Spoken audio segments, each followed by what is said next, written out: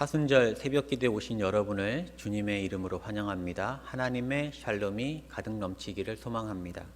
오늘 우리에게 주신 하나님의 말씀은 요한복음 4장 43절에서 54절 말씀입니다. 이틀이 지남에 예수께서 거기를 떠나 갈릴리로 가시며 친히 증언하시기를 선지자가 고향에서는 높임을 받지 못한다 하시고 갈릴리에 이르심에 갈릴리인들이 그를 영접하니 이는 자기들도 명절에 갔다가 예수께서 명절 중 예루살렘에서 하신 모든 일을 보았음이더라. 예수께서 다시 갈릴리 가나에 이르시니 전에 물로 포도주를 만드신 곳이라. 왕의 신하가 있어 그의 아들이 가버나움에서 병들었더니 그가 예수께서 유대로부터 갈릴리로 오셨다는 것을 듣고 가서 청하되 내려오셔서 내 아들의 병을 고쳐주소서 하니 그가 거의 죽게 되었음이라. 예수께서 이르시되 너희는 표적과 기사를 보지 못하면 도무지 믿지 아니하리라. 신하가 이르되 주여 내 아이가 죽기 전에 내려오소서. 예수께서 이르시되 가라 내 아들이 살아있다 하시니 그 사람이 예수께서 하신 말씀을 믿고 가더니 내려가는 길에서 그 종들이 오다가 만나서 아이가 살아있다 하거늘 그 낫기 시작한 때를 물은즉 어제 7시에 열기가 떨어졌나이다 하는지라. 그의 아버지가 예수께서 내 아들이 살아있다 말씀하신 그때인 줄 알고 자기와 그 온 집안이 다 믿으니라. 이것은 예수께서 유대에서 갈릴리로 오신 후에 행하신 두 번째 표적이니라.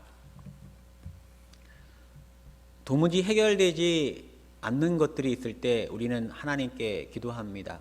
간구합니다. 그래서 사람들은 기도할 때 바라는 것이 있는데 기적이 일어나기를 간절히 바라죠. 그것은 나쁜 것은 아니지만 우리의 믿음이 기적에만 기초한다면, 기적만을 바란다면 건강하지 않음이 분명합니다. 최근에 짧은 영상을 하나 보았는데 오래된 MBC 뉴스였습니다. 삼풍백화점 붕괴 때 초능력자들을 초청해서 구조 현장에 투입한 영상입니다. 제가 본 사이트가 재미난 영상을 주로 올리는 그런 거였는데 재미있게 보라고 그런 어이없는 일들이 있었다고 그런 뉘앙스였습니다. 그런데 재밌다기보다는 씁쓸했습니다. 전문 인력과 최신 구조 도구들이 있는데 초능력자들을 투입을 해서 그 매몰된 사람을 수색하니 말입니다. 생존자를 찾아내겠다며 나선 사람이 누구냐 했냐면은 당시 17살 이스라엘 소년 오렌이라는 사람이었습니다. 투시의 능력이 강해서 그 위치를 알려주겠다는 거죠. 사람들은 그 소년이 초능력을 발휘해서 매몰된 사람의 위치를 알려주기를 바랬지만 결국 실패했습니다. 그런데 이런 생각을 해봤습니다. 만약 오렌이 사람들을 위치를 잘 알려줘서 구출했다면 어떤 일이 생겼을까? 이 소년을 따르는 사람들이 생겨났겠고 많이 추종했겠고 또 그 말을 신념으로 따랐겠죠. 신흥 종교가 생겨났을 것 같은 느낌이 들었습니다. 뭔가 좀 아찔했습니다. 사람들은 표적을 좋아합니다. 그러한 현상이 있는 곳에 많은 사람들이 몰립니다. 그렇다면 표적과 기사와 이적이 있는 곳은 모두 하나님의 임재가 가득한 곳일까요? 아닙니다. 다른 종교에도 이적과 표적과 방언이 있습니다. 출애굽할 때도 애굽의 술사들이 뱀을 만들었습니다. 그렇다면 표적을 베푸시는 예수님을 따르는 우리의 믿음과 표적을 보여주는 초능력자를 따르는 사람들의 믿음에는 뭐가 다를까요? 오늘 본문은 예수님의 두 번째 표적입니다. 기적만을 바라보는 믿음에 울림이 있기를 소망합니다. 예수님이 갈릴리에 도착하셨는데 유명한 인사가 되어 있었습니다. 예수님이 친히 증언하시기를 선지자가 고향에서는 환영받지 못한다 하셨는데, 높임을 받지 못한다 하셨는데 갈릴리인들이 예수님을 영접했습니다. 그런데 이유가 있었습니다. 예수님이 행하신 기적을 보았기 때문입니다. 45절 말씀, 갈릴리에 이르심에 갈릴리인들이 그를 영접하니 이는 자기들도 명절에 갔다가 예수께서 명절 중 예루살렘에서 하신 모든 일을 보았음이더라. 명절에 예루살렘에 갔다가 예수님이 행한 기적을 보아서 믿은 갈릴리인들이 있었습니다. 그런데 예수님이 갈릴리에 오셨으니 그때 예루살렘에 있었던 갈릴리인들이 예수님을 영접한 것입니다. 옛날 기적 일으킨 것을 기억한 것이죠. 외형적으로는 예수님을 영접하지만 그 믿음의 근거가 표적이었습니다. 표적을 보았기 때문에 예수님을 따랐습니다. 더 이상 표적이 없으면 신앙을 이어갈 수 없는 믿음입니다. 근데 그와 대조적인 사람들이 있었습니다. 갈릴리 사람들과는 다른 이유로 영접한 이들이 있었는데 그들은 사마리아 사람들이었습니다. 예수님이 갈릴리에 오시기 전에 사마리아에 계셨습니다.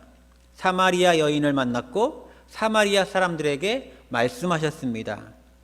그들의 환영은 갈릴리인들과는 사뭇 달랐습니다. 사마리아 여인에게 예수님은 특별한 기적을 행하진 않았습니다.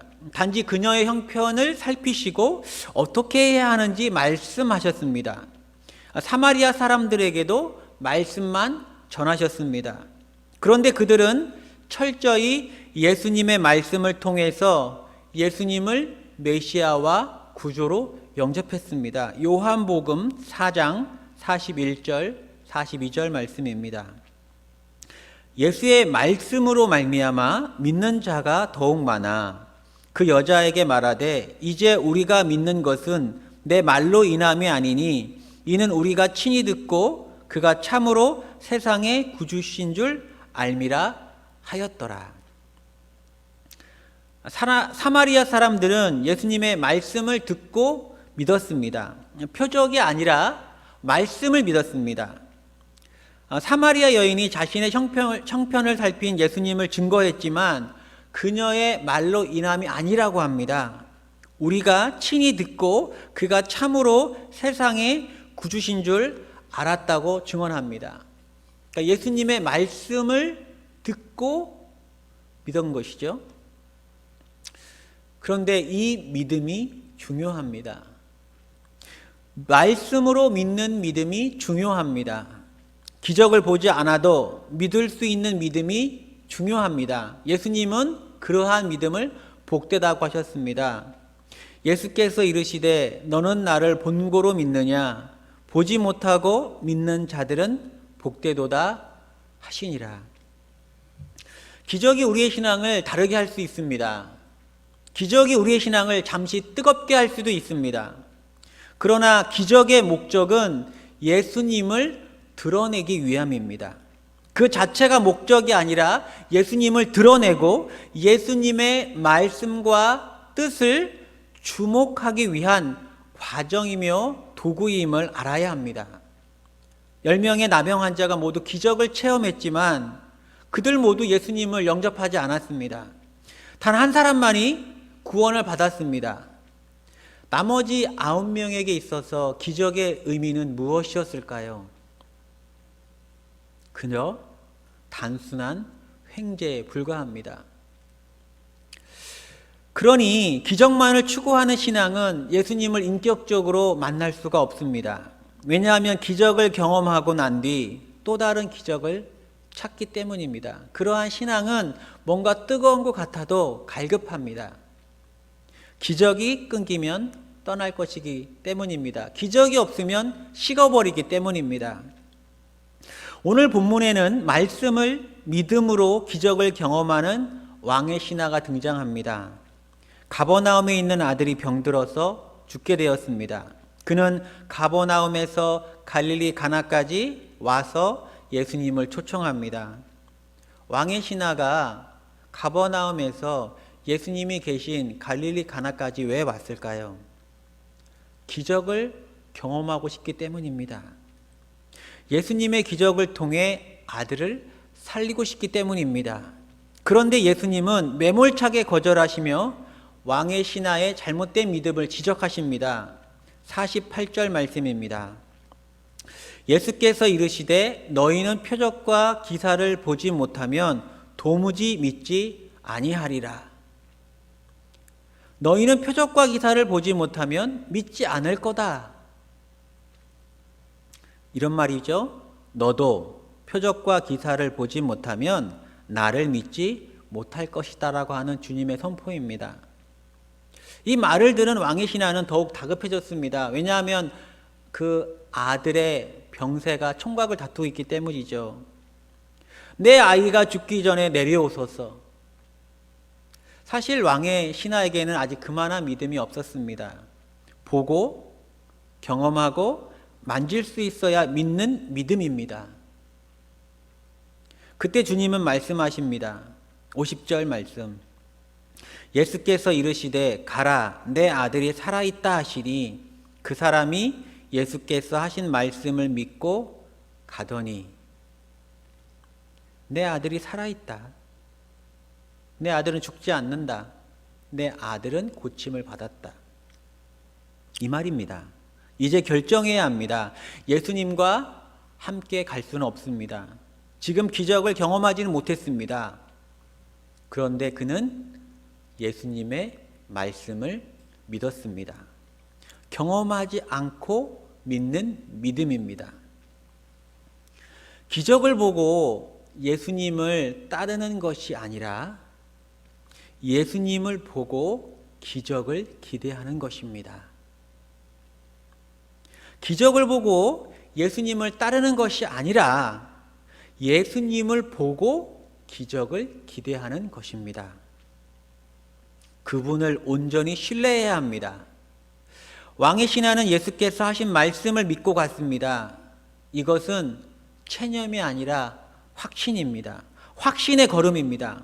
왕의 신하는 혼자 길을 갈 수 있었습니다. 믿었기 때문입니다. 예수님의 말씀을 믿었기 때문입니다. 말씀을 믿으니 길을 떠날 수 있었습니다. 믿음이란 무엇일까요? 우리는 다 믿는 신앙생활을 하는데 믿음이란 무엇일까요? 말씀을 믿는 것입니다. 왕의 신하가 홀로 가고 있는데 그의 마음은 어떠했을까요? 초조했을까요? 불안했을까요? 아닙니다. 그가 정말 내 아들이 살아있다고 하는 예수님의 말씀을 믿었기 때문에 소망과 기대와 평안이 넘쳤을 것입니다. 왜냐하면 내 아들이 살아있다는 말씀이 믿어졌기 때문입니다. 말씀을 믿은 그는 어떤 은혜를 누립니까? 51절에서 53절을 보면 두 가지 은혜를 누리게 됩니다. 첫째로는 그의 아들이 나았습니다.